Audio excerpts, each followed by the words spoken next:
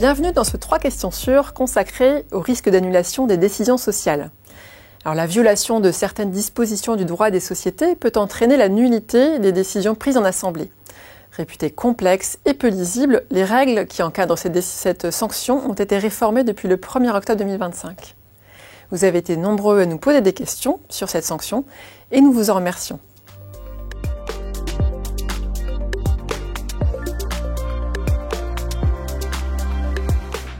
Alors rappelons tout d'abord que quelle que soit la forme de la société, ses associés ou actionnaires disposent du droit de participer aux décisions collectives, ce qui implique qu'ils y soient convoqués.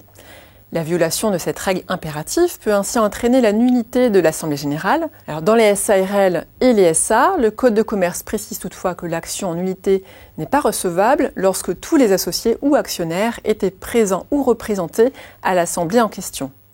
Précisons par ailleurs que les dirigeants auteurs de la convocation irrégulière peuvent engager leurs responsabilités civiles. Enfin, notons que dans les SA, le fait d'empêcher un actionnaire de participer à une assemblée est en outre passible d'une peine d'emprisonnement de 2 ans et d'une amende de 9 000 €.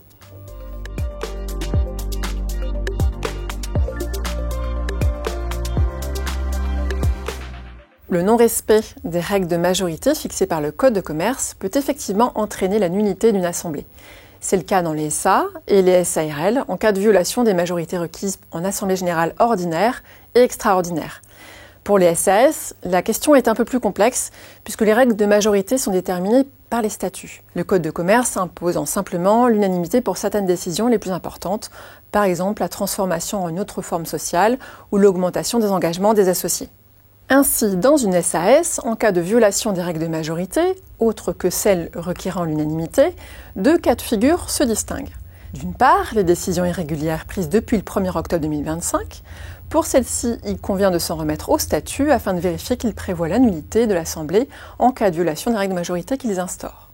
Le cas échéant, l'Assemblée pourra être annulée. D'autre part, les décisions irrégulières prises avant cette date, donc avant la réforme entrée en vigueur le 1er octobre 2025, la jurisprudence considérait qu'une décision prise en violation des statuts pouvait être annulée si cette violation était de nature à influer sur le résultat du processus de décision.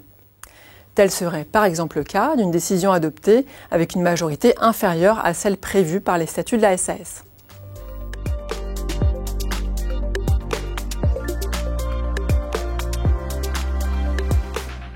Alors, la réforme des règles de nullité des décisions sociales, entrée en vigueur le 1er octobre 2025, a globalement restreint les cas d'annulation des décisions, excepté pour les SAS. Cette réforme a en effet instauré des conditions restreignant le prononcé de cette sanction ou ses effets. Tout d'abord, par le biais d'un contrôle supplémentaire du juge permettant un certain filtrage du prononcé de cette sanction. Ainsi, depuis le 1er octobre 2025, le juge saisi d'une action en nullité d'une décision sociale doit appliquer un triple test. D'abord en s'assurant que le demandeur justifie d'un grief résultant de l'irrégularité invoquée, ensuite en vérifiant que cette irrégularité a une influence sur le sens de la décision, et enfin en procédant à un contrôle de proportionnalité mettant en balance les conséquences de l'irrégularité et celles de l'annulation de la décision au regard de l'intérêt de la société. Notons que par exception, ce contrôle du juge est expressément écarté pour certaines dispositions.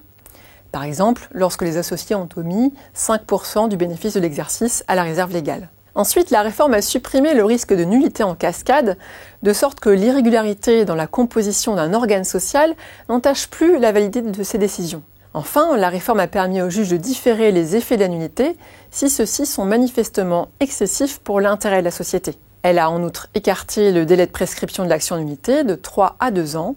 Et par ailleurs, et à revers de l'objectif général de restriction du risque de nullité poursuivi par la réforme, celle-ci a ouvert, comme le souhaitaient certains praticiens, de nouveaux cas de nullité touchant les décisions adoptées au sein des SAS. Ainsi, depuis le 1er octobre 2025, les statuts de la SAS peuvent prévoir que les décisions sociales, prises en violation des règles statutaires, encourent la nullité. En pratique, cette nouvelle faculté peut étendre considérablement le risque de nullité des décisions d'une SAS, si les statuts stipulent que les violations de toutes les règles qu'ils contiennent, sans distinction, entraînent la nullité. Une grande prudence s'impose donc à leurs rédacteurs dans le maniement de cette sanction, et ce, même si les modalités de contrôle du juge ont été renforcées. Nous vous remercions d'avoir regardé cette vidéo. Pour plus de détails, nous invitons nos abonnés à consulter nos dossiers en exclusivité web. Et si ce n'est pas encore fait, nous vous invitons également à vous abonner à la chaîne YouTube de la Revue Fiduciaire. À bientôt!